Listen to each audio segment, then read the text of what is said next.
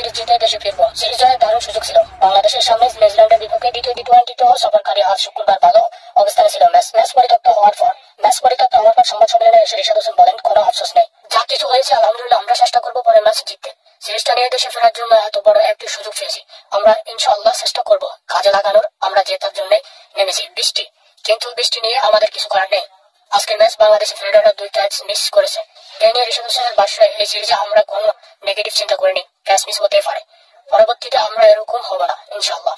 আমরা নিজেদের প্রসঙ্গ অনুযায়ী খেলবো, বাকিটা মাঠে দেখা যাবে। তারা চেয়েছে ভালো খেলতে, জেতার আত্মবিশ্বাস ছিল সবার। ইনজুরির কারণে ম্যাচটি ছিলেন না আগের ম্যাচে জেতানো ওপেনার লিটন কুমার দাস। এর আগে প্রথম ম্যাচে টাইগারদের বলারদের দারুণ নৈপুণ্য প্রথম টি-20তে কি করে 135 রানের লক্ষ্য দিয়েছে, 5 উইকেট হেরে হারিয়েছিল, যা তাদের মাটিতে বাংলাদেশের প্রথম টি-20 জয়। আজ সেটি সিরিজ জয়ে পরিণত করার সুযোগ ছিল।